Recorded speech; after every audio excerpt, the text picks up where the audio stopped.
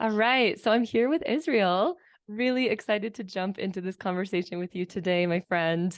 We met about 10 years ago in Bali, and really I feel like yeah, we're both on this spiritual journey of exploring ourselves and yeah, the path and what it means to be human. And we've recently reconnected and our conversations have really inspired me. So I'm excited to bring you on and share your magic, your medicine, your gifts and your wisdom with our community. Thank you so much for having me, Kristen. I Yeah, really appreciate the opportunity to reconnect with you and to share a little yeah, bit more broadly too. This is yeah. really exciting.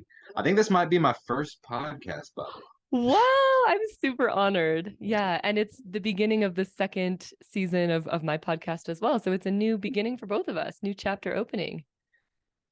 Yeah. Beautiful. It's a good time for it in the world. Lots of things ending and a lot of new things beginning at the same time. Absolutely. Yes. Yes. 100% to that. Yeah.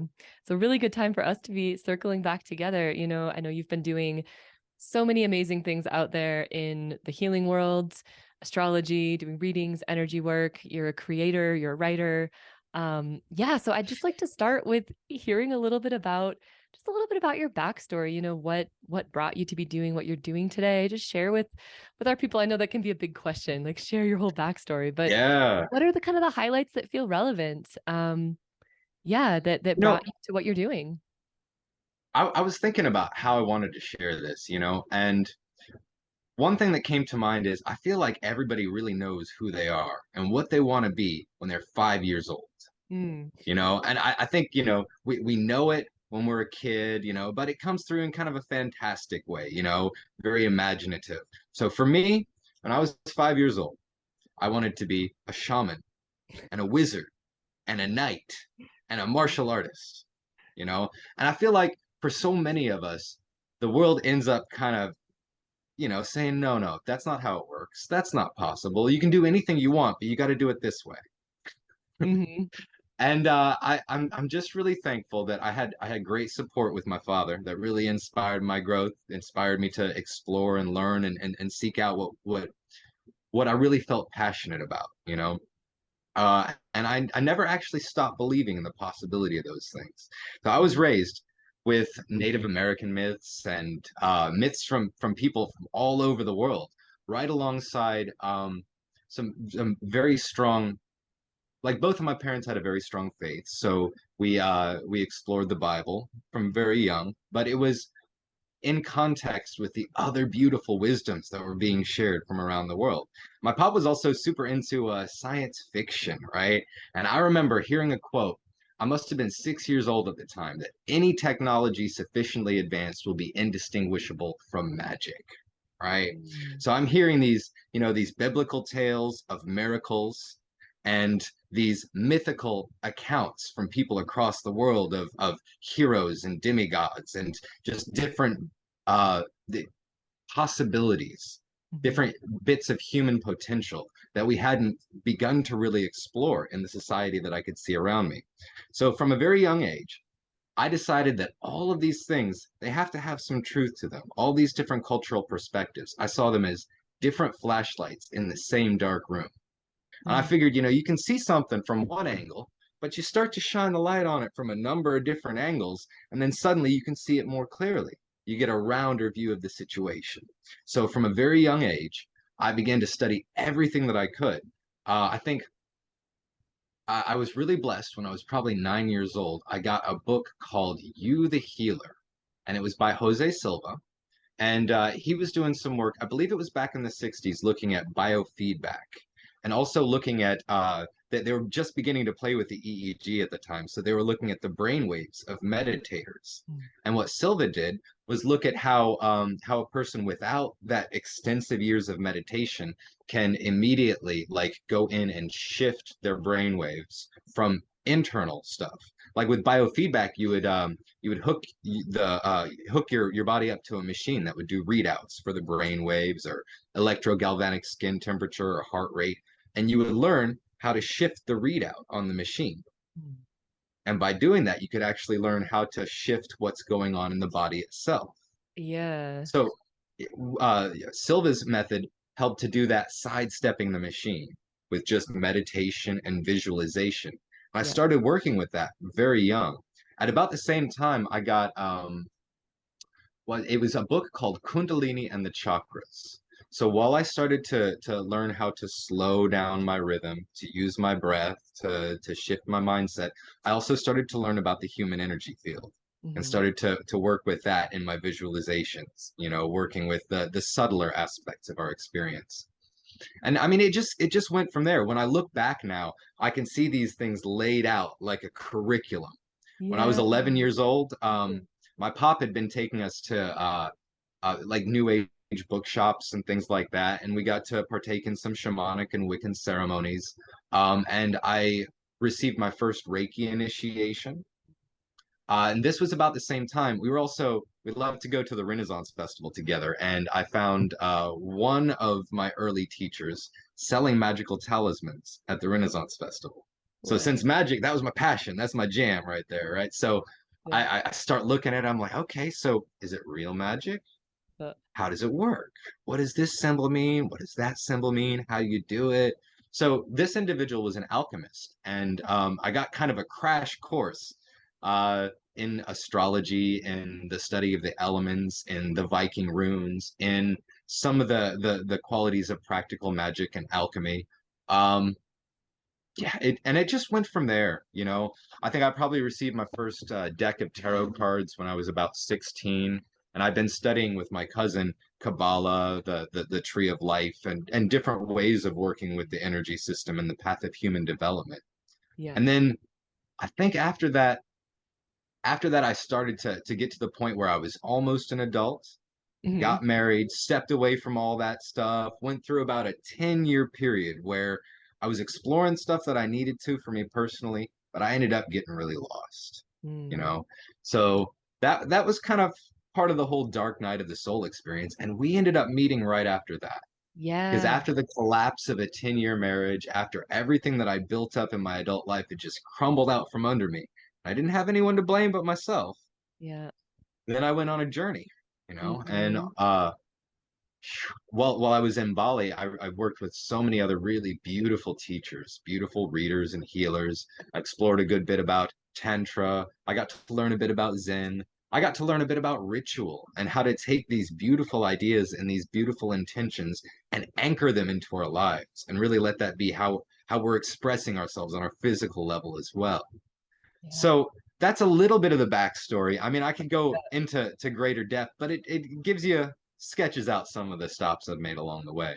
Yeah. Oh my gosh, so many like pins we could stop in there, the importance of ritual and ceremony. And first of all, I just think it's amazing that you've had this experience in this sort of world for your whole life and your childhood. It's like you weren't, yeah, I mean, for me, I sort of came into this type of work later in life, around my 20s. Like I totally grew up like in the Matrix. So it's Hmm. really cool to wow, to imagine being surrounded by all of that as a kid and to really have your worldview steeped in this yeah, just this different perspective, more magical, shamanic, energetic perspective of yeah, how we are as humans, how we live, how we be. And Yeah. Dark Knight You of the know, Soul. Oh yeah, go ahead. oh, well, the Dark Night of the Soul is a great topic, and I'd I love to come back to that in a moment. yeah. But one thing, ever since I was young, because I looked at the world in this way, the Native American myths that my father shared with me showed me the whole world as something that was alive and conscious and that we could communicate with and meaningfully relate with. Mhm. I was Mhm. taught about how all of the plants have a spirit and have a medicine to them. And if we understand them well enough, then we can use that medicine to help us to grow, to help us to heal, to Mhm. to gain clarity and connection in our path in life. Yeah. So it was very, very strange to grow up in a society that didn't see these things, that didn't see anything wrong with cutting down trees or ripping up a bunch of greenery to put down asphalt. So it was beautiful in some ways, but it has definitely left me feeling like a bit of an outsider, like a bit of an Mhm. alien in this society. And I think Mhm. that's a big one that I've had to kind of grow past because this is my world. This is my life. These are my people. This is who I'm here to connect with. So Yeah. maybe my perspective is a little different, and maybe I feel like an outsider sometimes. But sometimes the outsider can give clarity to a situation that we just can't figure out how to move past. You know what I mean? Yeah, it's like you're supposed to be the outsider there. I know you live in the States right now, and it's yeah, a very different outside world to the inside the inner worldview that you carry. And I mean, I get it. I live here in Peru where it's like I'm surrounded by others who share this very nature-based, shamanic plant medicine spirit type of worldview, but it's so different going back to a place like the States where everything is just so much more black and white and cut and dry. And it's like we've lost that connection to the magic of life in a way. I don't want to say we've lost it, but Yes, it's just become buried. And that's one thing that's very clear to me. It's like so important to remember that and bring that to that can change our life. But it's like we need people like you back there doing your work to ignite that for people to remember. absolutely. Absolutely. I feel at my very core that life is a blessing. And Mm-hmm. I feel that human beings are amazing. We all get lost, we all get hurt, we all make mistakes, Mm-hmm. but that core of who we are and what is possible for us just astounds me. So my Mm-hmm. whole path is to help sing that back to life. And you're Yeah. right, the magic hasn't gone away, but we need to remember it, to remember that magic and bring it back into our lived experience. Yes, exactly. I love it. I love how you said like sing it into life. I think you used the word sing, right? To sing it back to life. Yeah. Yes. Reminds me of the Icaros, where actual song and human voice, and there's so many ways we can use and tools we can use to help people actualize themselves and to find this true power within, So I don't know, I kind of Mm. want to jump into that topic if you're open for it. Yeah. Um, this whole I know this is a lot of the work that you do, and you've had many different methods of doing that over the years, from astrology to tarot and intuitive counseling work. But ultimately at the core, it's like you help people to awaken something inside of them that's been dormant, right? To awaken their true potential, their happiness, their fulfillment, their joy. Um, Tell me more about that. What is that process like? What does that mean to actualize our potential? How do we do this in your view? Okay. All The right. big You question, know, it is, but this is a really great question because I feel like we've got a lot. Humans live in words, Mhm. like plants live in a world of sun and water and air. Animals live in a world of the senses. Humans live in a world made out of words. Mm. And so many of these words, they can kind of take us off track. So the idea of like enlightenment or the idea of a spiritual path, as if some paths aren't spiritual, as Right. if this whole thing is not a spiritual journey for the cultivation of our soul, right? Totally. So, Yeah. at the core of it, it's really, really simple. Everybody would like to be happy. Mhm. It doesn't have to be some crazy complicated thing or have all these strange words attached to it. We all want to be happy. But the thing is, being happy is a little bit trickier than it seems like on the surface. On the surface, we would think that, okay, well, once I have enough money, I'll be happy. Or once I finally have that relationship that I've been wanting for my whole life, then I'll be happy. Or once my body looks the way that I want it to look, or once people look at me and they like what they see, or once I finally achieved that success, I finally made something of myself, then I can be happy. And all of these things are distractions. All of these things are things that we think are going to earn an inner quality by some shifting of the outer world. And that just isn't how it works. Right. So for me, like the biggest thing in being happy is to realize that we are part of a living universe. It's not just, this little container of being and whatever brings pleasure, enjoyment. If I taste this that I like, or if I'm feeling this that I like, then I'm happy. Mhm. That's the flash in a pan. That's like the sugar sweet stuff. Mhm. Real happiness comes from fulfillment. Yeah. And that starts it's a two-pronged bit. Like the first bit is making peace with who we are, you know, learning to love ourselves and learning to love the world that we're in because so much of human life is a matter of perception and projection. Mm-hmm. So we have our view of who we are, our story of self, and we have our story of the world. And these things are two sides of the same coin. If Mm-hmm. we're feeling, oh yeah, I'm great, but the world is terrible, then we're not in a place of acceptance. Mm-hmm. And if we're like, oh yeah, the world's great, but then I'm not, then that's clearly not a place of acceptance as well. You know, acceptance comes in for me when I can realize how much of a blessing it is to experience what I am experiencing right now, how Mm-hmm. much of a gift it is. And the next step after acceptance, like once you're at peace with who you are, okay, this is my life, this is my body, this is my path, I'm cool with it. Then you don't have to try to operate from a negative. You know, when we're not happy with our lives, I want to get rid of this. I want to not have to deal with that anymore. I want to move on past that. Once we get to a point where we're at peace with who we are, the game changes because Mm-hmm. that's when happiness comes from doing something that really means something to us. We're part of this living universe, and when we can take whatever gifts, whatever resources, whatever skills we have and interact meaningfully with the world, do something that actually matters to us, that brings us fulfillment.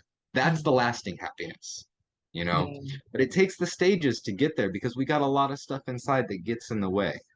Mm-hmm. Mm-hmm. Yeah, that's a really good answer. I love the distinction between happiness and fulfillment, right? Fulfillment, it just has this deeper quality. It has this, yeah, I feel like it does have this aspect of acceptance baked into it and presence and gratitude and happiness can kind of be this, fly by night moment of oh, we have highs and lows, but fulfillment is something that can drive you forward in a deeper way, even when things are hard, even when we're not feeling happy necessarily, but like we can still have that core of fulfillment, right?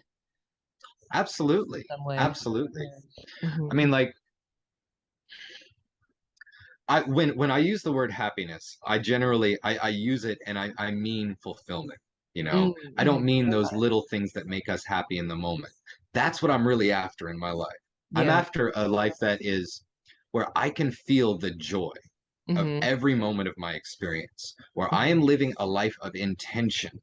where what I do and what I create is it means something to me and it lines up with my values, and it feels good on every level of my being.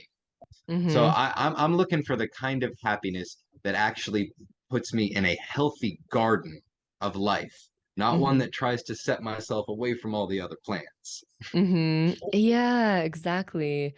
I love what you said about the values. I think being aligned, knowing our core values and being aligned with them is really key. It's like one of the first tools I use in coaching, but it's sort of basic, but it's also everything. It's like if we're not sure what matters to us and what we prioritize, then we can get off track in our life. But if we know what we value, then we can kind of map our lives according to that, not just our work, but everything, our relationships, our environment, how we spend our time, um, according to what our core values are. And if we're prioritizing those, we will naturally have a higher level of fulfillment, right? Absolutely. Absolutely. There's a story that I really like. And it relates to our values. It relates to the whole path of like human growth and maturation. It's from one of Don Miguel Ruiz's works, The I Fifth love his Agreement. books. Oh, nice. I didn't read that one yet. I don't know the fifth. It's I only know the four. well, this is one that he wrote with his son. And the fifth agreement is be skeptical, but listen. Mm. It's good to always review any of the information that comes in to determine whether that actually serves us, whether it's right for us. Because even with the best of intentions, a message may be perfectly suited to the person who's giving it to us. But we might relate with life in a little bit of a different way. We might be on a bit of a different journey. So Mhm. it's important to find that line where we can be open to new ideas and new perspectives so we can keep growing. But at the same time, evaluate even the beautiful lessons that we get from the highest teachers in terms of how does this serve me? If I were to hold this true, how does it influence my path in life? And does that line up with where I want to go, with my values, with what really matters to me?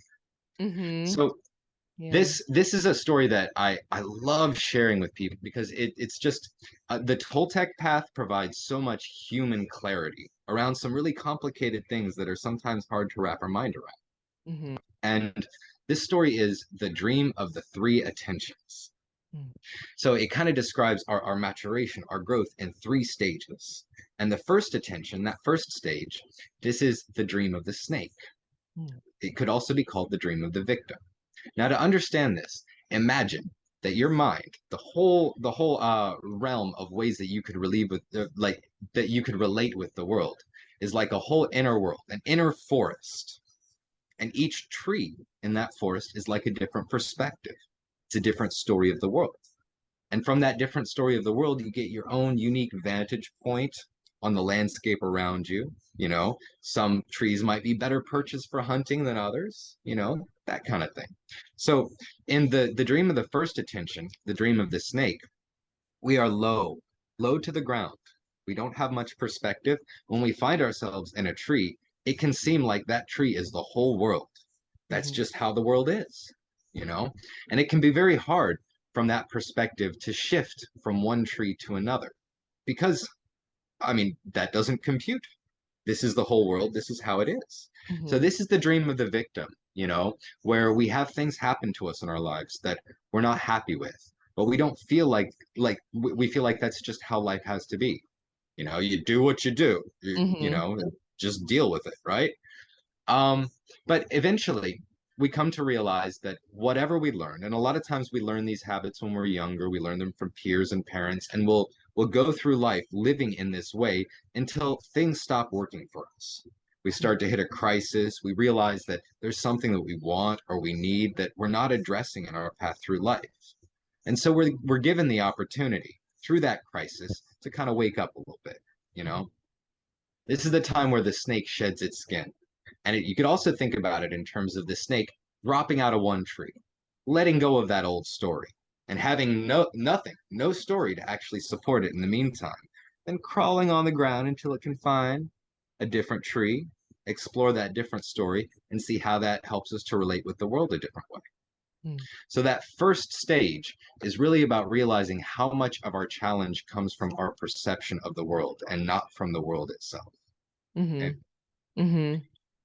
So once we start to really grasp that, then we start to shift to the second attention. And we move from the dream of the victim, the dream of the first attention, to the dream of the second attention by moving past blame, by making ourselves accountable for our experience in life. Whatever it is that we're experiencing, somehow, in ways that we didn't see, we navigated here. We invited certain types of situations. We saw certain types of opportunities and we were like just oblivious to others, and it Hmm. just threaded us right to this exact spot. Now, it sucks to say, well, I'm to blame for the things that I'm not really happy with in my life. But in a way, it's kind of great. But because before I was to blame for it, then that's coming from the outer world. And it's Hmm. too powerful and it's out of my control and I can't do anything about it. Hmm. But once I can see that I'm actually participating in the creation of these things in my life, then it puts me back in the driver's seat. Hmm. So then in the dream of the second attention, the dream of the jaguar, we learn how to drop out of a tree at will.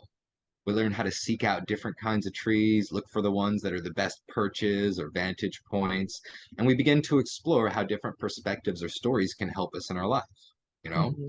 And we let go of old stories that aren't working for us again and again and again.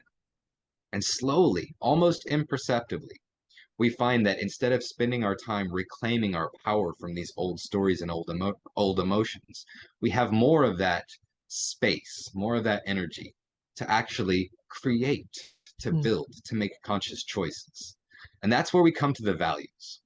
So that's why I chose to tell this story now, because the dream of the third attention, the dream of the eagle, you could call it the dream of the master or the dream of the artist. And this is the point where we've already been through the middle world. We've already been through the lower world of our personal unconscious and all our stuck stories. Now we're in the upper world. Now we're Hmm. looking at the strong passions and the holy ideas. And this is where we find our values. This is where we say, this is what I believe in. And I can dedicate my life to it, even if I never got anything out of it. even if there was no reward on the end. It's Mm. powerful enough to me that that makes my life meaningful. Yeah. Yeah. Wow. That's beautiful. And that story, I mean, that is that from the Toltec tradition? The Yes. dreams? Yeah, it's like also aligning with the Andean cosmovision of the snake and the jaguar and the eagle representing like the lower world, yeah, middle world, upper world. So it's yeah, same. That's cool. Yeah, Yeah. you get this same journey described again and again in Mm. different cultures, in Yeah. different ways.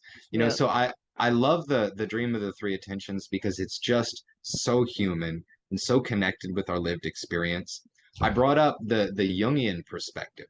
Like Jung saw the three shamanic worlds as the middle world, the one that Mm. we're engaging with right now, with the things that we can see and touch and feel, and Mm. then the lower world of the personal unconscious, all Hmm. your old stories, all of the core of your emotion. Like we go to the personal unconscious to find our power, our Hmm. passion, our will, what we Hmm. actually want to use our energy and life for. And then the upper world, Jung would have described it as the collective unconscious. Hmm. This is that place where we find things like mercy, and things like peace and justice and equality.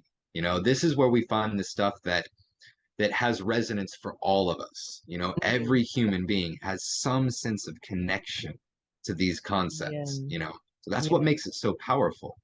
Yeah. Um, in the alchemical path, like there's a lot of ways you could break down. Like alchemy is the science of transformation. On the deepest level, the science of transformation of the human from Mm. the from the from the base matter, from this human that's lost within themselves, stuck doing things that they might not wish to do, into a person who's living a life of full intention and fully shining their light with the world. And they describe it as a path of four stages. So you have the blackening, where what is old dies off, and then the whitening, where you see the threads that you've got to work with, and the yellowing, where you start to see how you begin to put those together into a complete message or a complete path, and then the reddening, where we put all of that together and we create a beautiful thing to give to the world that reflects the journey that we've been on. Mm. So I love those because it brings, like, if you look at it from the Eastern path, we go up. Hmm. We want to transcend, we want to connect in with that highest. That's Yeah. beautiful. What's next? What's next is you take that down here and you live it and you share Yeah. it with people in a beautiful embodied way. Oh yeah. I'm so passionate about that because again, yeah, I think there's so many, spiritual practitioners or so many spiritual practices and teachings that are all about transcending, transcending, getting to the next, transcending our body, transcending this realm. But it's like what I feel is the real spiritual experience is this. It's coming home. It's coming to earth, to our bodies, and maybe it's a bit of both, right? Like maybe there's a bit of transcendence, or maybe there's just different paths for different people. For me, I've resonated a lot more with the coming into the body and kind of waking up here on earth. That's just always what's worked for me. I never had transcendent spiritual experiences where I left this realm, and yeah. So for me personally, like working with plant medicines and working more on the shamanic path has felt a lot more resonant because it's all about here kind of. Well, there's some aspects that you're transcending as well, but to me, it's really been about returning home to the body. And yeah, I wonder if that's like kind of bringing it to the collective. I wonder if that's what people are needing more right now. It's coming back because we live in a world where we're often so disembodied. It's a very cognitive, heady sort of based society, I want to say, or we're just very doing based. We don't have a lot of Yeah. emphasis around embodiment and feeling our feelings fully. And yeah, yeah. So, yeah, curious your thoughts on that. And I also think the topic of transformation is really important as well. And I'm kind of curious to like speak to, how do people actually walk the path of transformation? What does that look like in a day to day? Because there's so many containers and spaces that promise to be transformational, do this coaching with me or to come to this retreat, you'll transform. But what does this mean? And yeah, that wasn't a very Okay. specific question, but No, no. Well, all over the there are place. two really good questions in there, and Mm. the first one I think is really important to talk about. So, about what people need these days, and Yes. about how this world tends to be a bit intellect heavy. Right. You know, we can easily be lost in our heads, so lost in our heads that we're not aware of what's happening in our body, or we're missing the things that are Mhm. happening right in front of us. Yeah. Um, there's a really interesting thing about this too. So first of all, I'll say like my path starts with the body first. And anytime that I'm going to share with someone, I like to start with the body first because you can have whatever ideas, you can have whatever stories that you have in your head, and they can have absolutely no impact on your life whatsoever until you take it down into how you breathe, how you pay attention, Mhm. how you feel, how you conduct yourself in your lived experience. Yeah. And something that I find really fascinating about this is there's different parts of the mind. So Western society especially really values the function of the lower mind. Mm. But in most of Western society, we're not aware of that distinction. In Sanskrit, they would call the lower mind manas. And this is the mind of concrete concepts. You know, when we get a brilliant intuition, and then we take that brilliant intuition and we put it into words that we can share with other people or make it into an artistic work or anything like that, we're taking that unformed thing and giving it form. We're giving Mhm. it shape. So that's beautiful.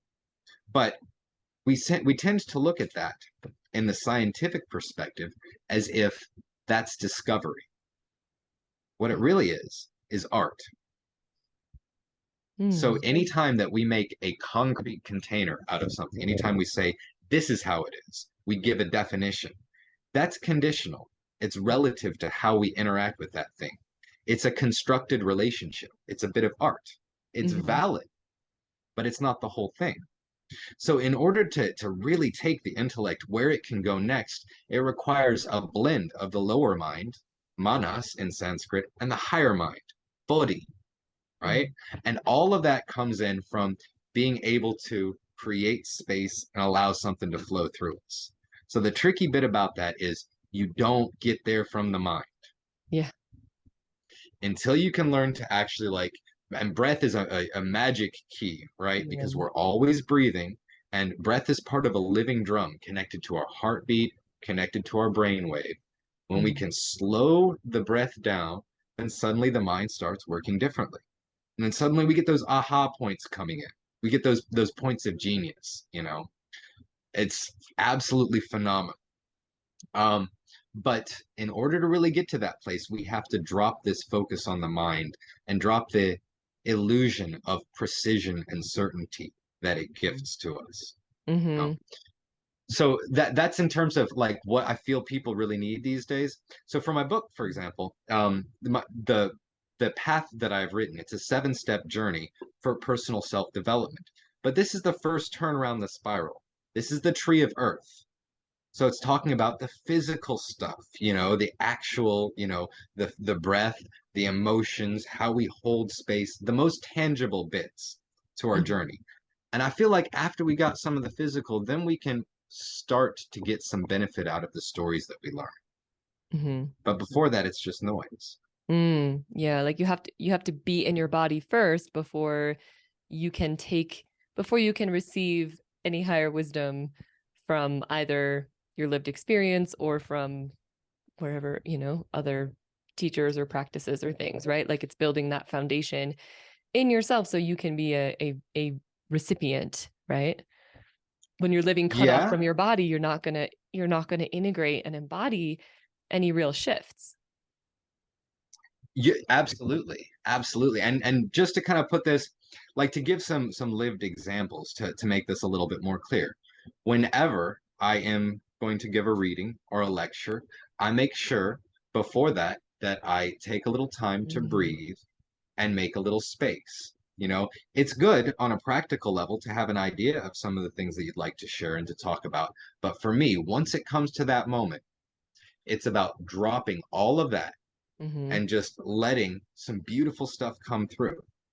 Now, I do Mhm. this with everything. So if I'm going to be going to a class myself and I'm going to be receiving that, I'll Yeah. slow down and create a little space within, because that part of me that can listen from that space will remember everything, and it will Mhm. automatically see the bits of how it connects together. It just can see further than this lower mind where I'm Yeah. trying to pay attention to it and making notes and trying to remember everything. And, they said this Yes. at this time, you know, just by opening up and creating space, we can tap into higher levels of mental function. And that's just the beginning, really. Yes. Oh my gosh, I think that's so good. That's such a practical tool for people, and that's what I like to bring people here is what, what can you actually put into your life to shift, to up level, to greater yourself. And it's this like this reminder that our day-to-day mind, maybe the lower mind, it's the mind that memorizes things that we have our short-term memory, our long-term memory, but it's the more like mechanical part of our mind, right? You're right. So often people are trying to function solely from there and figure things out and grind it out and memorize the talk. Like it's so true. I think with public speaking talks, it's so true. It's when you just allow your authenticity to come through and something higher, something greater. You don't know what it's going to be before you speak, but that's the great surrender. It's surrendering to that higher mind that Mm, doesn't have necessarily the same level of control, but you let it breathe you, you let it move through you. And we've all felt this when we get into engaging in things that make us lose track of time, where we're just so, I don't know, flow state. It's kind of like when your higher mind and your lower mind are connected, they're synced in a way, where you're people that absolutely. painting, making music, where you're not thinking about it. It's just happening. It's flowing through you. This is one of the highest creative states we can be in as a human, is the state of flow. It's nourishing, it energizes us, it brings people life, it brings people fulfillment. Many people are lucky and gifted if they find their life's work in something that brings them into flow. Yeah. Mm, absolutely. And so a big part of my focus is that I feel these things are human birthrights. Mm-hmm. You know, we have the capacity to operate at levels that would just blow us away. Mm. Just genius and dexterity and skill and insight and all of that in a container of joy and ease where it can just flow through us. I try to focus specifically on things that encourage that as well. Like martial arts when I was young was a really, especially Tai Chi, especially the slower, more meditative martial arts, were a great way of learning how to maintain that openness, maintain that flow while in motion. And in terms of we tend to forget in Western society how powerful dreaming is, because this is the dreaming mind that we're talking about right now. And you know, um, a lot of times people will have heard of Archimedes, and he had the problem like set to him by the king where he was trying to determine if this crown was actually made of gold, right? Are you familiar with that story? Um, Not entirely. I've heard of it, but I'm not familiar with the crown being made of gold thing. Yeah. So all the philosophers around at the time were tasked with it, and nobody was actually able to figure out a way to get the volume so you could figure out the density. They could weigh Mm. it, but the crown was an odd shape, hard to figure out exactly accurately enough to determine if it was really gold. So Mhm. Archimedes, one of the Greek philosophers, was taking a bath, working on this problem, taking a moment of quiet, gets in the bath, and he notices the water level rise as he gets Mm. in the bath. And famously, he jumped up and said, Eureka, because he finally Oh. got the solution. He finally Oh. realized that he could use the volume displacement to determine the exact volume of the crown and use that to see if it had the density of gold. Oh, is But that that's the not whole even, Eureka thing? That's where Eureka came from? I yeah, mean, I've heard that story. Okay, that's cool. yep. But that's not even my favorite one, right? My favorite one is Descartes, right? And not with the stuff that people know about him. So Descartes was it was a particular battle that was happening in France, and it was during the winter. So they had these ovens on the battlefield where the soldiers could come in and warm up in between engagements. And he happened to be in one of these ovens warming up and drifted off. And in that drifting off, he had revealed to him in a whole vision um, analytic geometry. Mm. So the whole Cartesian plane and the use, like the blend of geometry and algebra to plot out the different like coordinate vectors of different shapes and such. This is the kind of thing where if you're trying to figure it out with your lower mind, you could spend your whole life just Hmm. chasing down rabbit holes. But it came to him in a moment of space and that dreaming vision that comes in when we create Hmm. space to allow it. That to me is phenomenal. All of our beautiful insights, I feel they come from the dreaming. And I try to live in a way that makes that my baseline rather than an every once in a while thing. Yes, and the space, that's where it comes in. I really agree. I think that's such another really good practical tool and takeaway for people is like we're not going to have those profound insights when we're so busy, busy, busy all the time. You know, it's like creating space, of course, in the dream space at night, you know, emphasizing your quality of sleep and everything, but also just giving yourself space to daydream and be in stillness and silence and just listen and be with nature and be with yourself more often during your life to allow these things to come through. Yeah, it's true that that's really interesting about that whole system. I know the same thing happened with, I don't know if you're familiar with human design, but that whole system was channeled to the creator of human design, you know, in a week or something. But yeah, it's like again, somebody didn't just figure this out. Somebody wasn't plotting out, okay, how do I map astrology and I Ching and the chakras? It's like it just downloaded for him. So I believe this Yeah. happens. I've never had these kind of massive downloads myself quite yet, but I believe this is. Oh, my hair is being really weird. I believe this is how it works. Yeah. Yeah. I mean, I honestly I feel that it is just part of normal human operation. You know, I feel that this is how we work unless we get in the way. And that's why I'm so Mhm. passionate about the work that I do to try to help people get the stuff out of the way so that we can enjoy our birthright. You know, Yes. I mean, Oh, we are all, every single one of us, absolutely brilliant. We yeah. have the capacity. I mean, we're often we've got to do work to clear up enough to do it. But anything you want to ask, you can send that question, and you will get the answer in clear, precise, Mm. specific terms that are way more insightful than anything you could have sat down and tried to figure out. And this is something everyone uh has has the potential to have access to. You know, when we're clear like this, we feel we have more perception, we can see more of the world around us, but we also feel more alive. We got more energy to actually meet it and do something with it, you know. Yeah. And it doesn't come from adding anything to the mix. It really comes from dropping the things that we've picked up that aren't really right for us, you know. Hmm. So what is that? So why do you think people these days are generally, I'm not going to say universally, but generally quite disconnected from their full potential? What needs to be dropped?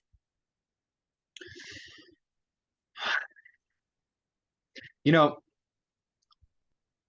if I was going to ask it a little bit differently, I would, you know, like the biggest problem that I see is an existential crisis. Mm. But it's hard for us to get to to get to the point where we realize we're going through an existential crisis because we have so much to distract us. One of my beautiful teachers, she put a post out that really struck me. You know, as we go through life, life will constantly say, this really matters. This is important. Pay attention to this. And our responsibility is to say, no, this is important. I'm going to pay attention to this, you know? Um,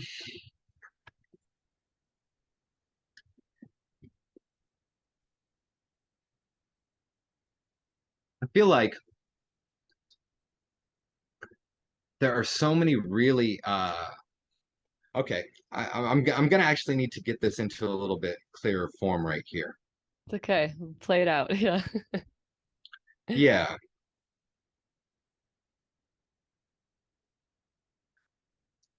we get afraid and we get lost, you know? A lot of times we haven't really come to adulthood with the feeling that we are accepted and that we're loved. You know, we learn these things really young as children. We learn that We will not be accepted if we behave this way, or if this person isn't happy, or if we don't have the right clothes, or if we don't talk the right way. And we learn to internalize these judgments. So we're self-censoring all the time, you know, Right. in order to, like, we're anticipating this rejection, anticipating Yeah. conflict or judgment or things like that. So we self censor and we limit ourselves and try to live out the way that we have been shown that doesn't cause us pain. Mm-hmm. Pain isn't comfortable, and it's natural to try to get away from that pain, you know? So we learn to try to avoid it a lot. Just don't do that because it hurts. Don't do this because it hurts. Do this because people will give you a pet, because that's better than when they don't give you a pet and it hurts because they're ignoring you or rejecting you. So I feel like the first bit that keeps us so lost is our pain. Mm-hmm. We learn how to separate, how to hide, how to protect, how to not allow ourselves to be seen so that we're less likely of being judged, you know? Mm-hmm. And that pain is connected with fear. I know probably one of the biggest shifts for me, and it was after I'd already been studying for years, after I knew plenty of ideas, you know, and it was after my marriage fell apart and I was to blame. It was me creating that situation. And at first, I'd wondered, why am I even still alive? Everything that I cared about in my life, it's gone, Mm-hmm. and that chapter is closed. It's not coming back. Why am I still here? Mm-hmm. And then I started to realize, well, hey, I am still here. What am I going to do with it?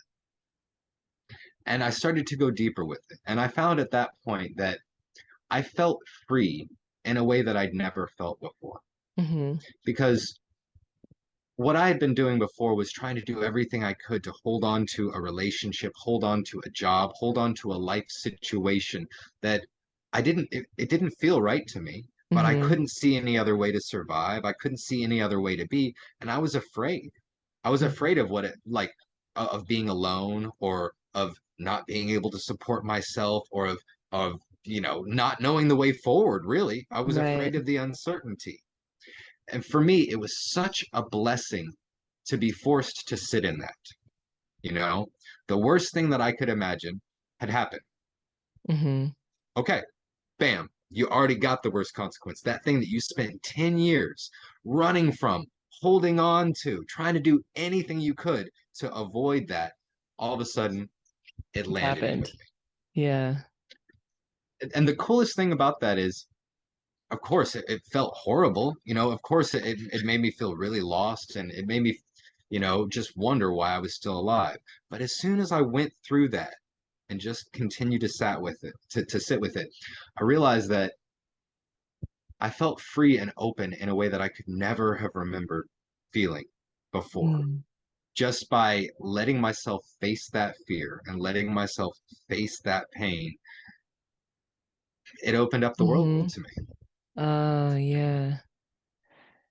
I think, like, all of the things that I had studied before that time, it was in a way a preparation for the Mhm. real shift that came in the heart, that came with saying, I accept this. I'm not going to run from it, even if it might hurt, even if I'm Yeah. afraid. I'm just going to be present and deal with it as it comes. You know, Yeah.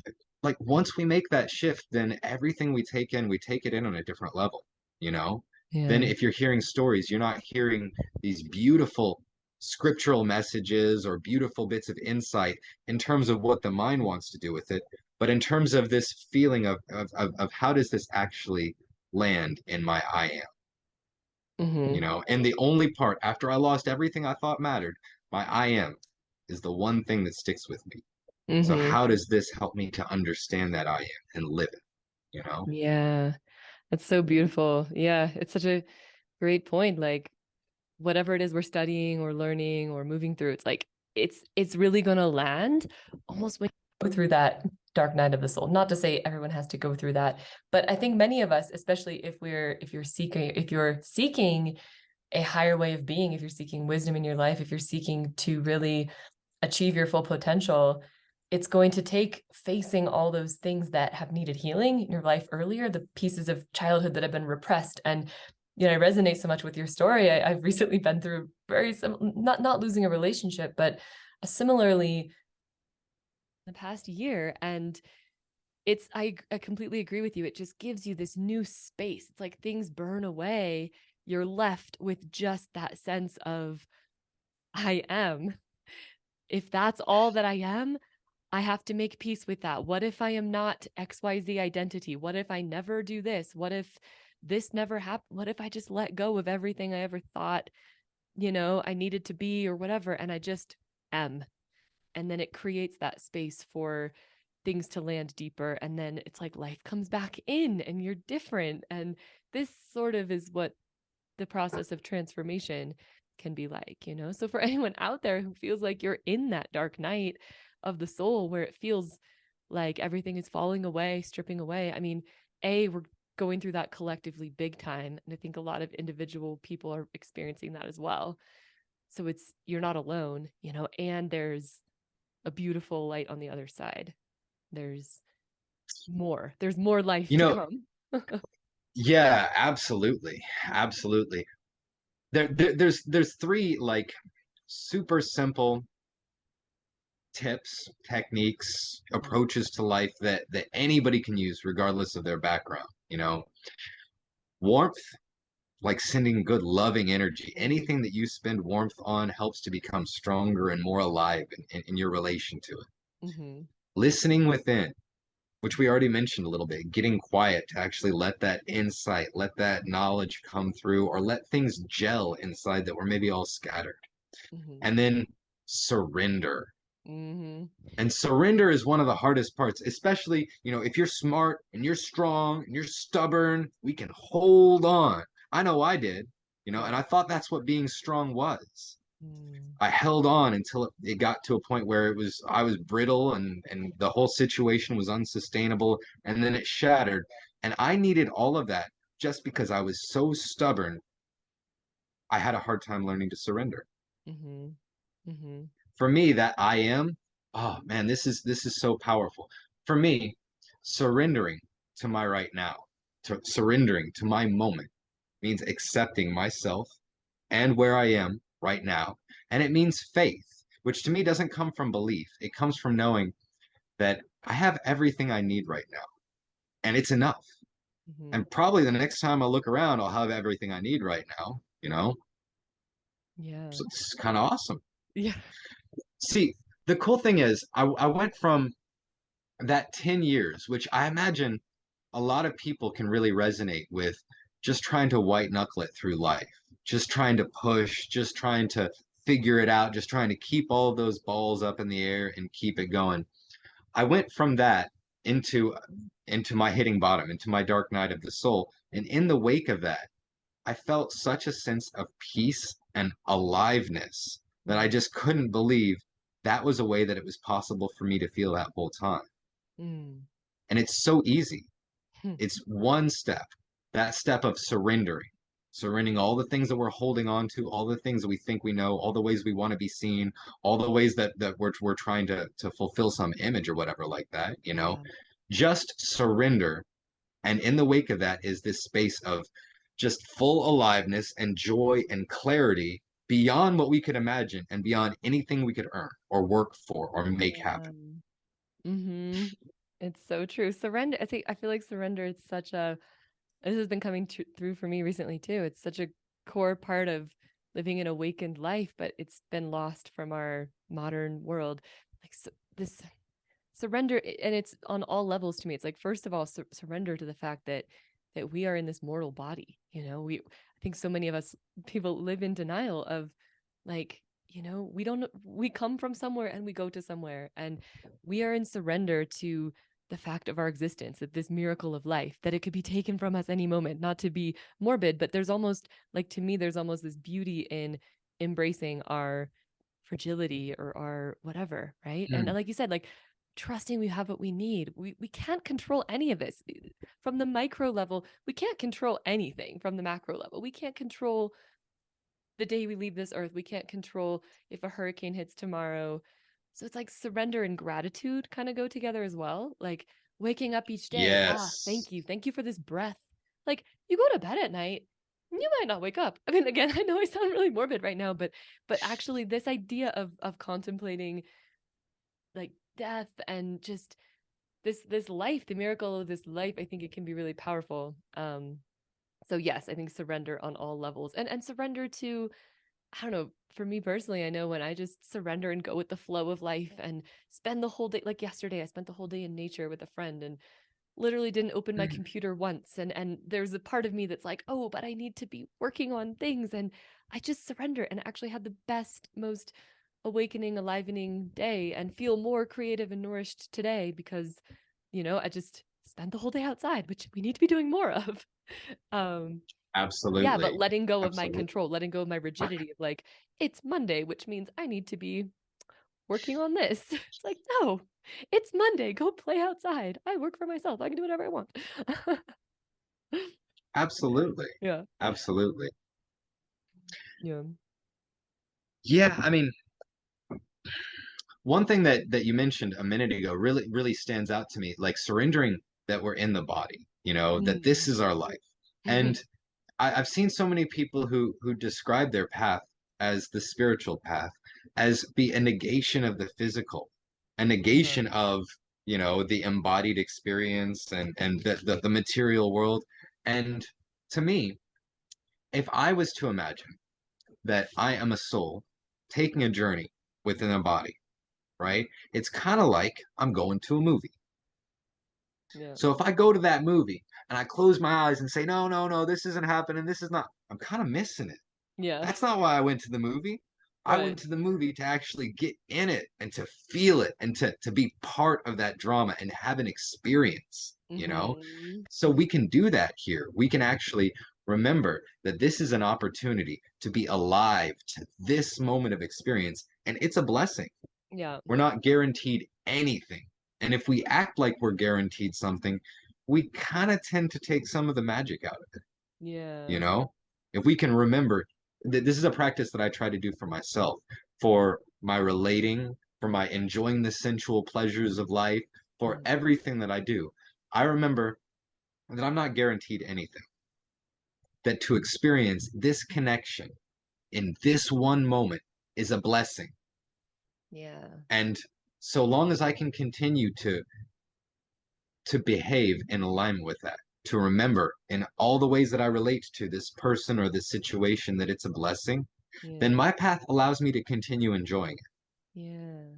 But if Yeah. I stop making it a blessing, if I start making it the reason that I'm okay, or if I turn that beautiful thing into an addiction, then Hmm. my path says that it's not right for me anymore. Mm. So, in order to actually be able to enjoy things, I've been working a lot on just really appreciating that one moment and seeing how much of a blessing it is, and then letting go of what I might want to, roll back the film and repeat the experience. Just Mm. let it be. If it comes Mm. back, awesome. If it doesn't, every moment that I'm experiencing something is just as much of a blessing. Yeah, it's so good. I think so many people, we often have this tendency to live to get stuck in the past or think so much about the future, and that's where suffering lives. Like suffering cannot live in the present. And even if we're thinking back on good memories, it's like, well, we're missing now. So it's a balance, right? It's yeah, not trying to hold on. And again, it's that surrender. It's like this bittersweet thing of every moment it's passing through us and it's never coming back. But the point is to Yes. live it. Like, I just, yeah, I think about these peak moments where we're with friends or on a mountaintop and we're together and it's just like, oh, I never want this moment to end. We have to like take pictures of it and but just be in it. And yes, because the point is this is one moment and it won't ever be like just like this again.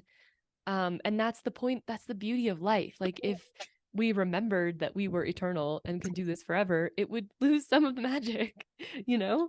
Yeah. Because it's the point of the game is like the finiteness of it somehow, or the fleetingness. Um, yeah, the presence is really key. It's like photography. It's a bit like having a frame for the picture. and you can Mm-hmm. frame something in just a way to really make it pop out. Well, the ending of our life, that provides a frame for us.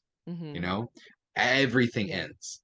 Yeah. Every relationship, every enjoyment, every situation, it will eventually end, you Mm-hmm. know? And endings are hard. Endings hurt. It hurts to lose someone we care about, or Yeah. or to be forced to shift out of a situation that has been comfortable and familiar for us for a while to explore something different. But if we can look at an ending as an opportunity to celebrate the beautiful gifts that have been given to us, then the ending doesn't have to be something that keeps us mired in the past or drags us down, It doesn't have to be something that we're afraid of and we try to avoid. I Mm-hmm. think honestly, making peace with the ending helps us to truly savor the experience that we're having. Yeah.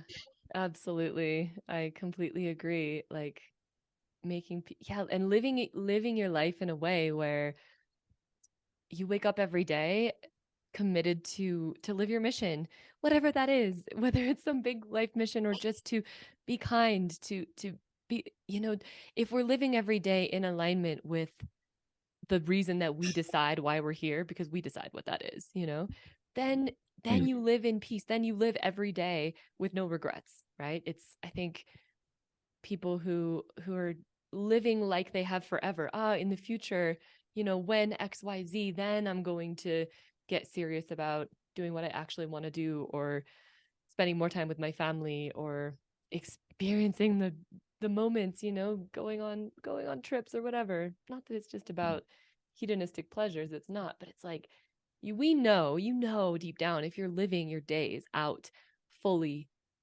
giving your fullest. And that's when I think you go from this world in peace. I've seen this in some of my, yeah, just experiences and dreams and things. It's like, that's what this life is. You give fully. And by the end, you're actually like ready to go. If you give everything you've got, you're like, yes, thank you. absolutely. Thank you. I've done my work here. I've made my little mark in the world. And yeah. I love that. I love that. Like for me, I have not been faced with the potential for physical death, and I'm sure that the survival instinct is just as strong in me as anyone else. But the thought of death doesn't concern me so much. But Mm. what does concern me is a life not fully lived, Yeah, me or a too. life lived that isn't lived in a way that's meaningful. That does, a life that it's just like a fart in the wind. Yeah. That's not the kind of life that I want. You know what I mean? I want something that actually matters to me, and I want to live that life that matters to me every day. And I feel like there's a bit of a maze. This is something that I felt big in my journey for a long time, and I see it again and again with people. We feel like we have this sense that there is something more to ourselves and to the world than the way that we've been taught and the way that we have learned to live.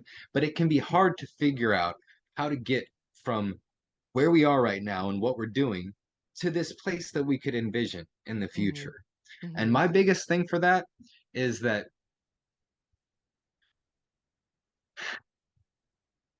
it happens inside first, and it happens in little steps.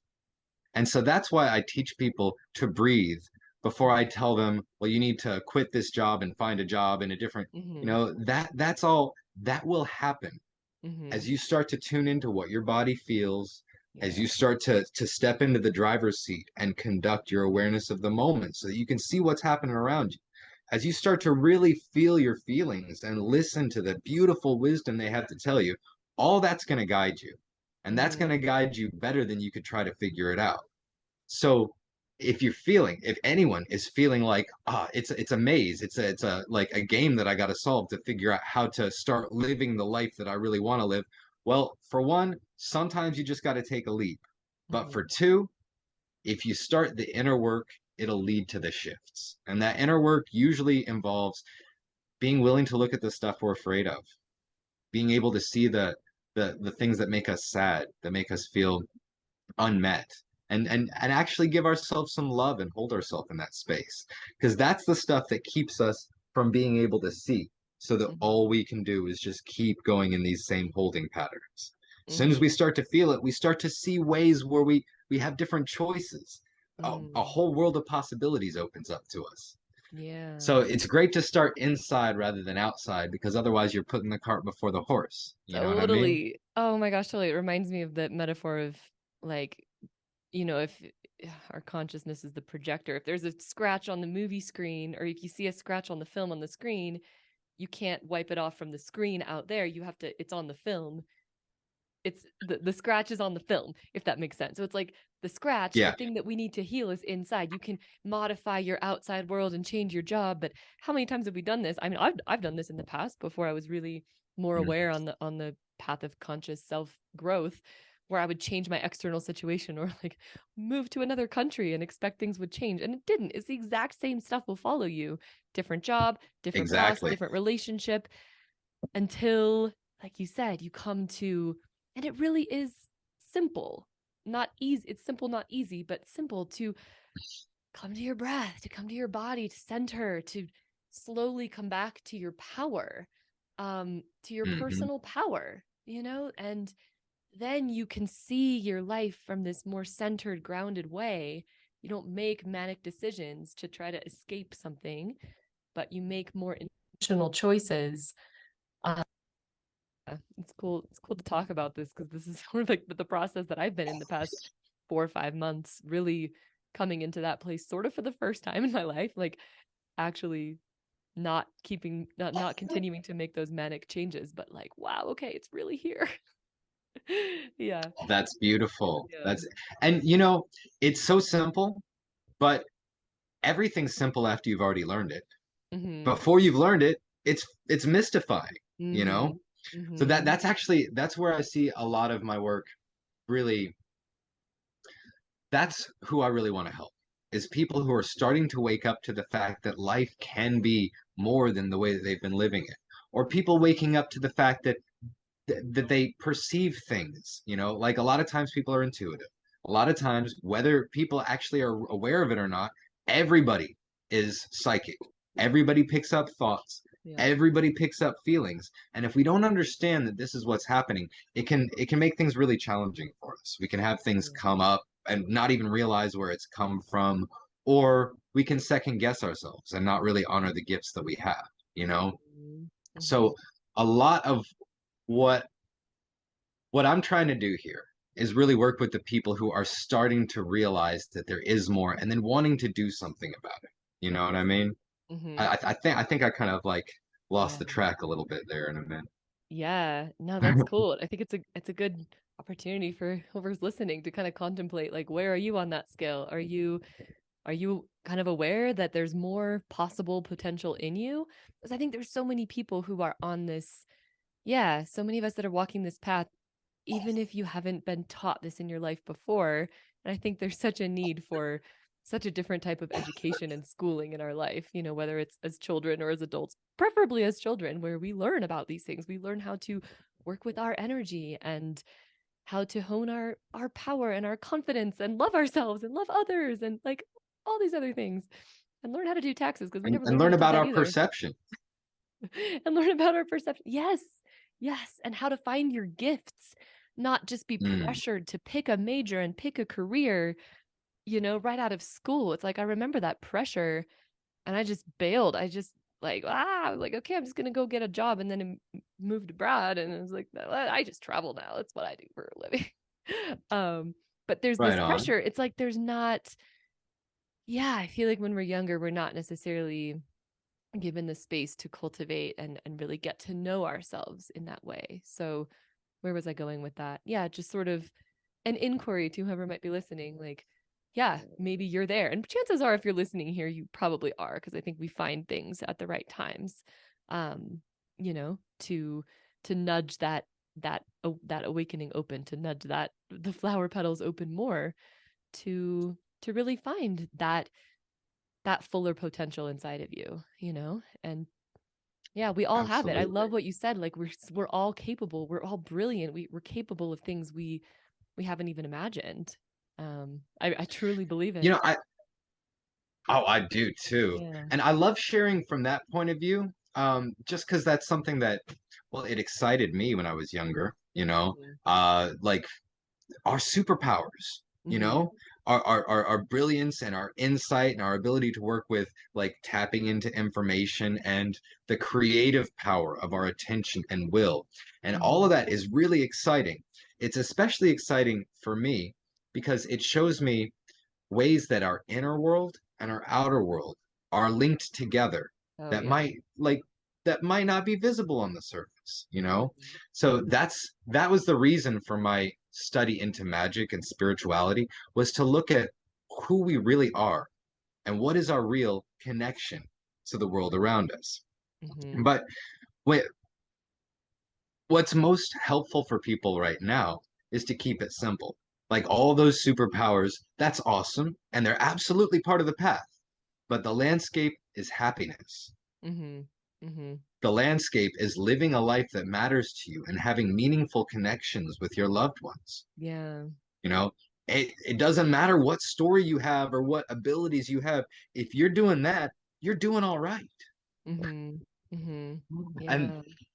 uh, that's what I really, yeah, that's the bit that I really want to share with people because it's, in a way, it's so easy, but I see people trapped a lot. They're trapped in their ideas about what they have to do, trapped in that sense of, I can't because of this, I can't because of that. All the stories we have that say whatever it is that we feel in our heart, it's just not real or not feasible or not possible or, whatever. And that's what I want to talk to because Yeah. one of the biggest shifts, and it came in for me with that learning the art of surrender, but losing everything that I was attached to, one of the biggest shifts was that sense of I can. Mm. I might not see how I can move from here to there. I don't know all the steps on the path. But before, I lived in a place of I can't. I Mm. can't because I don't have the money right now. I can't Mhm. because I don't have the schooling. I can't because I don't know how. I can't because I don't have enough time. I can't because I'm doing this right now, or I got this person to take care of. And Mhm. all of those I can'ts kept me from even starting to look at my life as the blessing that it is and look at how I can live this life in a way that inspires joy and Mm. that makes me feel truly like fulfilled with what I'm doing here, you know? Yeah. That I can is so, so powerful.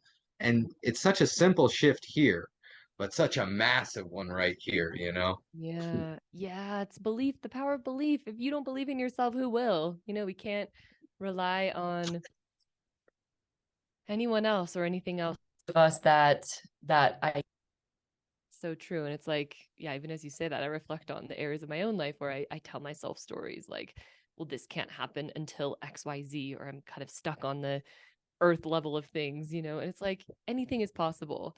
Miracles happen, Mm, and not just miracles, but we like harnessing this power within ourselves to create what we want to create. We cannot underestimate the power that we hold when we have a vision, when we have a reason, a why, when we have commitment and we work, but it's also alignment and flow and trust. Like so many things can shift and change, and yeah, we really need to just open that and like take away that I can't, like you said, just it's about taking away what's not working. Just if that wasn't there, what would be possible, you know? And absolutely.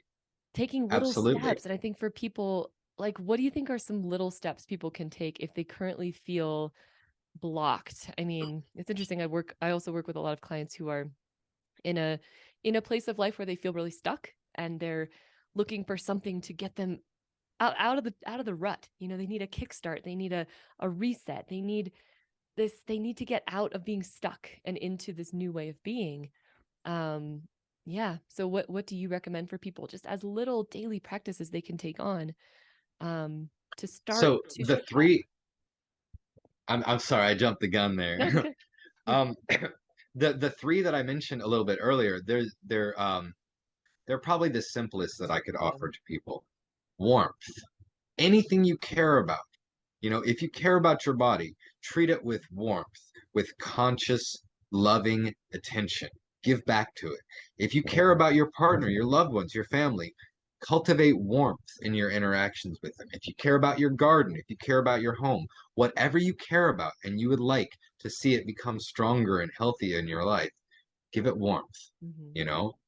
And then take time to listen within.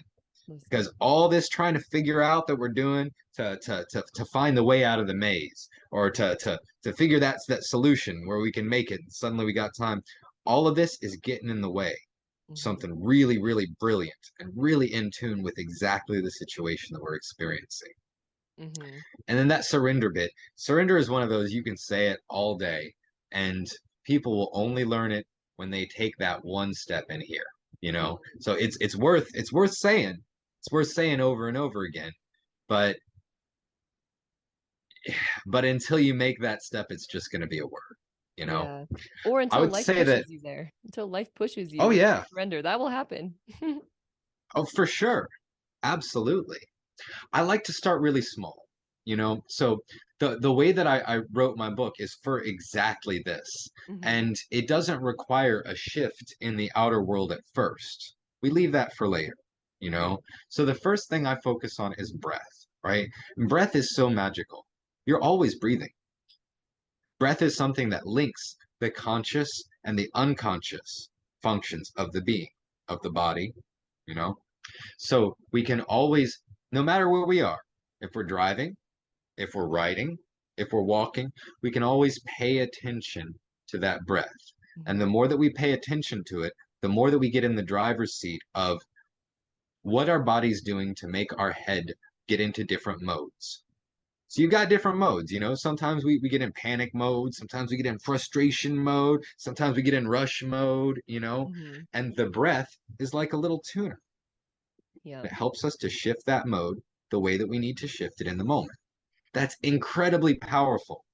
Like if you had that one key, then those times where it would have been helpful to have another moment to think before you said that thing you later regretted, that's what it helps for. Yeah. For If sure. if um if you're bored, this is a great one. You know, you're never without your breath while you're in the body anyway. So anytime where you're sitting there bored and you don't have something, you know, more input to keep us distracted, you always have the opportunity to check in with that living drum Hmm. of our breath, you know? I'd Yeah. say that's the first bit. And in the way that I take people through, the next bit that I focus on is emotion, you know? So like you're gonna have stuff that comes up. You know, sometimes you get frustrated, sometimes you get sad, sometimes you get afraid, sometimes it's joy coming up, and that's awesome. So I would say that our it's important for everyone to understand, I feel, and we're not taught that the emotions don't go away until their message is received. Hmm. So say you get hurt, you know, when you're young, and you grow past it, you know, you push that down for the moment, you know, and you kind of forget about it. Um, that same feeling of hurt, maybe the fear or sadness that came along with it, that's going to get triggered again and again as you experience things that are associated with it, that kind of remind you on a subconscious level of that first thing. And Yeah. it'll stay, it'll just keep going until when it comes up, you give it the attention that it needs. Hmm. And suddenly that message is allowed to land. Yeah. The action is done and it can stop sending that same message out again, you know? Exactly. So the emotions don't go away until we actually listen to them, and they all have beautiful messages to share with us that will help us to know what we need, you know, like anger helps us to see when our boundaries have been crossed or when it's time for us to separate ways with another. Hmm. Sadness helps us to see when we have some needs that aren't being met, and fear helps us to see when it's time to take action. They're Hmm. beautiful, but our emotions can can sidetrack us because a lot of times we get old emotions being triggered by the current situation, and we take that old energy into our response, whether it's Hmm. appropriate or not. Hmm. Hmm. So Absolutely. that next, Yeah, it's like inner child healing, so this is why we often react as children, or we're afraid to feel those things again, so they become repressed.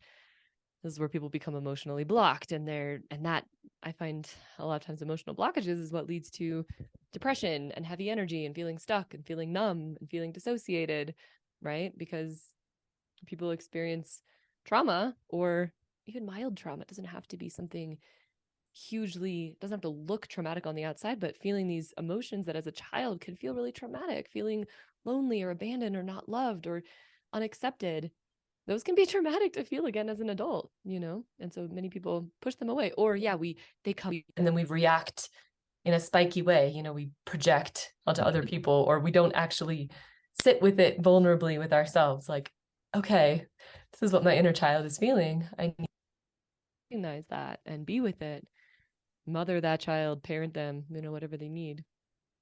Yeah. Absolutely. Absolutely. And you know, that's where the real magic happens. You mentioned transformation before. We don't become transformed by learning new stories. We don't become transformed by picking up new information. Our whole experience of life shifts when we feel differently about it. Mm-hmm. And we don't need to try to make the feeling different. We just need to clear up the clogs, Mm-hmm. the old stuff that's come up that's just sitting there waiting to be seen and processed. If we just allow ourselves to feel those things that we've been running from, we will watch our inner world and our outer world transform. Yeah. It's Yeah. it's phenomenal and it's so natural. You don't have to make it happen. You just got to show up to what you're actually feeling. Yeah. Feel. That's like the whole bullet point of this is like feel. Feel what you feel. It will help you heal. Absolutely. It will help you. Yeah. So good, so true. Yeah, I love that message. You know, You know, I hmm think you had mentioned energetic healing in one of hmm our previous conversations and hmm kind of like, you know, how that whole thing works. And this is a really great opportunity to kind of discuss that a little bit because I've got an image that I like to use that helps me to make sense of it and helps me to explain it to other people. You know, so for the human experience, you know, I describe like a pin through four sheets. So the hmm pin is the being, you know, that's hmm us. We got on like that bottom sheet, we got our physical, like the body and everything that's tangibly happening there. And then we got hmm the next sheet, the emotional, the next sheet, the mental, and then the next sheet is the energetic, you know? hmm So every single thing that happens to us happens on all four levels at once, hmm you know? So say you have something going on emotionally. Well, you know how when you have a strong emotion, you might, if it's sadness, you might feel a tightness in the throat, or if it has nervousness, you might feel the heart rate increase. And if you hmm notice, your body will take on different positions. You'll have a different pattern of muscular tension, the body language, all of that's expressed there. And hmm then connected to that emotion, you'll have certain thoughts, certain stories that link in with that feeling. And if you were able to look at all of that in a subtler way, you'd see that the whole energy field that surrounds the body and interpenetrates it reflects that emotion and those stories and this pattern of muscle tension in the body, all of that. hmm So the cool thing about this is like you whenever you're working on healing something or shifting up something in your life, you can come in from any angle. A hmm lot of times I work with story. I work with reframing people's like reframing a story about an aspect of our experience and how we can work with it. Like I'll hmm tell you a story about breath, you know, and this story about breath will help you to understand how you can work with breath to adjust it differently. So hmm I'm coming in with that mental sheet. hmm But as the story shifts, suddenly the feelings around it shift. And when the feelings shift, you'll notice that sometimes the body relaxes. Maybe hmm the heart soothes, becomes a softness in there. And all of that is reflected energetically. So when we talk about healing, like a therapist will come in with usually talk, hmm usually come in on the mental level to address all of the other levels of the being, you know? Sometimes you'll have some forms of therapy or like tantric work, things like that, coming in directly on the emotional level, just tapping straight into that feeling. EFT is another good example hmm of it. hmm Go into the feeling and let that tension, that wobble hmm clear from there. You can do it with the body, you know, with different forms of body work. You can experience massive hmm releases, Yeah. drop that emotional armor, you get an outpouring of emotion, and suddenly things look a little bit different to us. Right. And you can come in from the energetic level as well. So that's where things like Reiki or theta healing come in. any one of those might be the easiest access point for what a person's going through at that time. Mm. So I love to look at this actually to say, okay, I've got this going on. Maybe my emotions around it are all really prickly right now, and I'm having a hard time going there. Is there a way that I can do it with my body? Can I Mm. get still? Can I get centered? Can I let that breath come in so I'm fully anchored in my body and then let that carry me into relaxing that tension or feeling that emotion that's coming up? You know what I mean? Can I Mm-hmm. just come in there energetically through like a deep meditation and a visualization of the energy and seeing it come in? You know? Mm-hmm. So it depends on the particular situation, but health is free flowing energy. Health is when our whole body, our whole being operates as a one thing without a little tension here, blockage over there, deficit of energy and too much, Mm-hmm. it's about balance, you know. So with any of those, you might be able to come in and help to inspire Yeah. integration and Yeah. balance. Yeah. Oh, I love that. Yeah, that's such a good breakdown of those four layers and yeah, the different ways that we can work with ourselves, the different, just that reminder for people to check in with your physical being, your mental being, your emotional, and just work on one today, your energetic being. Like choose one and it will affect all of them.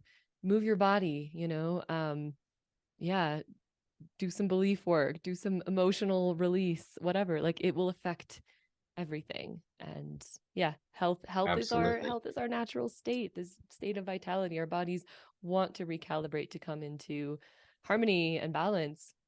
And it's like you said, it's Yes, taking away the things that are creating blockages so that the health can reflow. It's not like we have to do something to make the health flow. Like that's what happens when the blockages are cleared. Yeah. the health flows when we stop doing things that That stop it. Yeah, exactly. But Yeah, but it exactly. but Yeah. they're subtle because we're taught a lot of like we're taught some really unhealthy habits. We're often taught to suppress our emotions or to Yeah. judge ourselves or to try to present an image that we think will get acceptance from the world around us, Yeah. whatever like that. So Mhm. while we're going on with those particular habits, it can be really mystifying how it's possible to live a life that feels good, you Yeah. know? Yeah.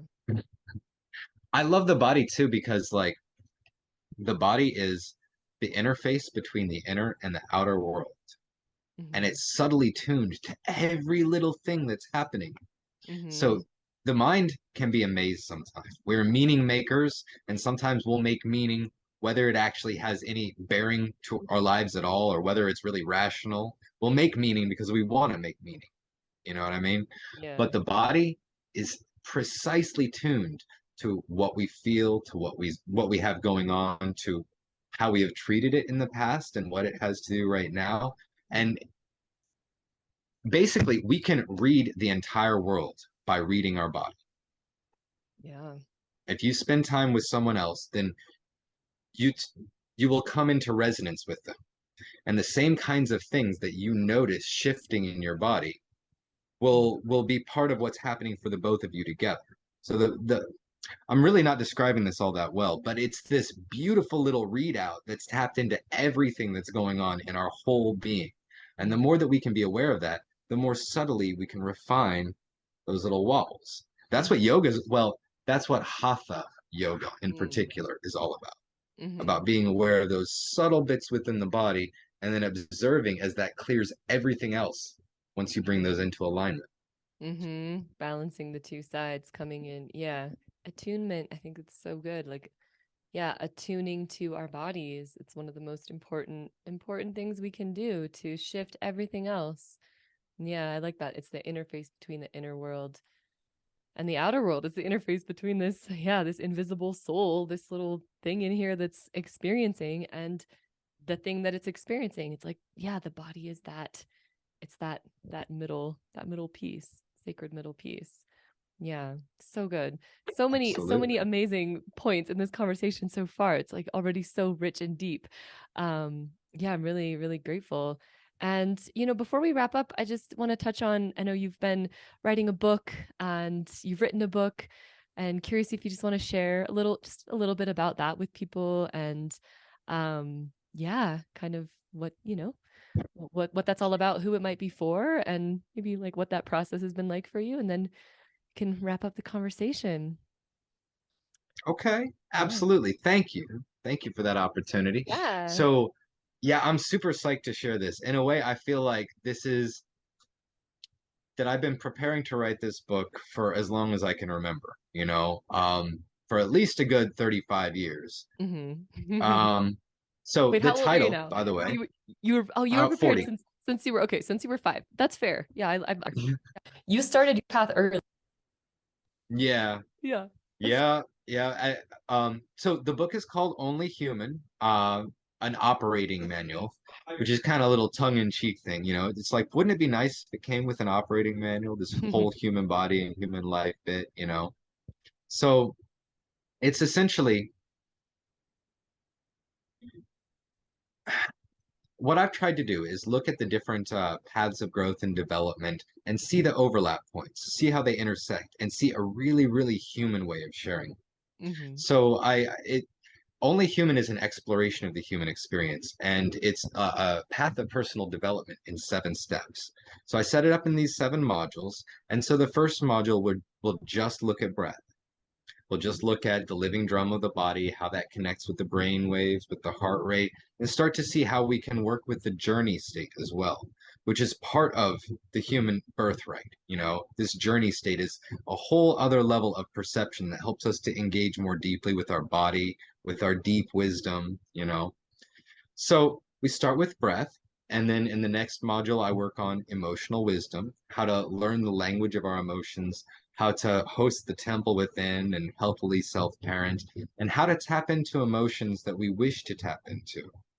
Like once we clear out the old stuff, we can actually connect in with certain resource states like calmness or clarity or drive or creative inspiration. Whatever you want, you can actually tune into that and carry that into your field, you hmm know? So that brings us into the next module where I focus on attention and presence. Like our attention is a creative force in our world.